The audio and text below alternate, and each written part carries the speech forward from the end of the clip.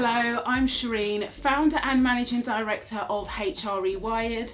I'm also an advocate for anti-racism in business. Now I want to introduce you to the Daniels 4-factor race model for advancing racial equity. This is a framework that I created on the back of helping unlock over 50,000 global conversations about race. And from not only supporting organisations to take their first steps to becoming anti-racist, but also the conversations that I facilitate through my live broadcasts and the information that I share through my video content has meant, well, I know a little bit about what it's going to take for us to sustain momentum, to avoid taking knee-jerk reactions, and to ensure that everything we do has the impact that's going to address the issue, rather than do things which can seem performative or tokenistic because we're reacting to the moment. So the race model is simply RACE.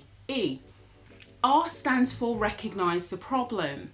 And here you want to start with your executive leadership teams. If they are not bought into why dismantling racism and advancing racial equity is important, you drastically decrease the odds of you being able to do something meaningful in this space, no matter how committed you are to the cause. So at this stage, you want to recalibrate people's knowledge of what racism is and what it isn't. You want to ask you as a leader, the rest of your board, to think about your personal feelings in this space, right? How do you view racism? What introspection are you doing? Have you done? To think about not only what you want your organisation to stand for, but also what are the beliefs, the values that you've held on to for the majority of your career, right? Part of which has helped you get to this stage where you're leading your company or your organisation.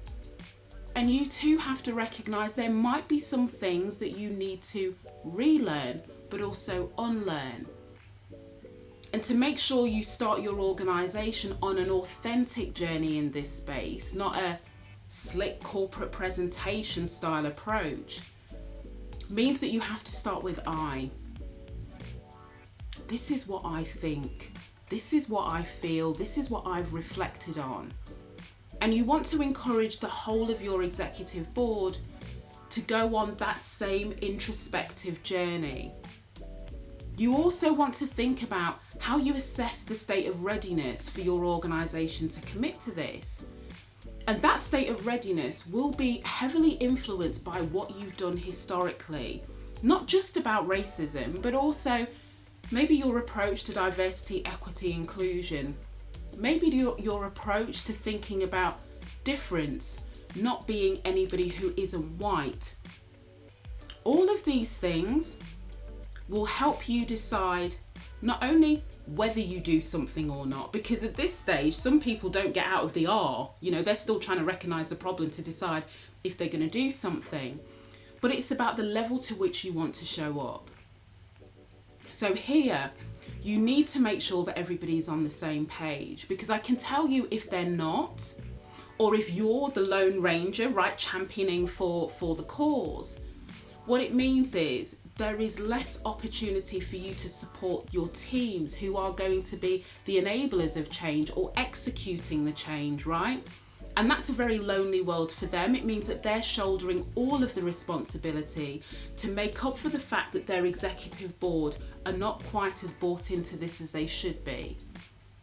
So you cannot just think that by hiring a diversity and inclusion person or even a consultant or a management consultancy company to fix this for you, that they can do it in a vacuum where you can stay out of it almost and go, well, my personal feelings about this are not important. They are, because it's your personal feelings, your convictions, the courage of your convictions, your values, your beliefs about whether or not you want to do this is what's going to help you sustain the course, rather than think this is going to be over by the end of the financial year or by the end of the second financial year. This isn't a 1 to 3 year plan from a it's a problem, we're going to fix it. This is a how do we make a step change to put in impactful solutions because we've decided we want to do this. But how do we embed this into BAU, business as usual? How do we make this just the DNA as to how we show up? This is what you want to be thinking about from a recognize the problem. And you want to have these discussions at board level before you think about doing another statement, contracting somebody in to fix it for you. You can help them help you understand it, but not to get into action yet. And too often people jump into solution mode without understanding the problem. You know, we always say you cannot fix what you don't understand, but also we cannot solve what we don't talk about. And this discomfort about race and racism means many people still don't recognize the problem, or they think it's just about behavior.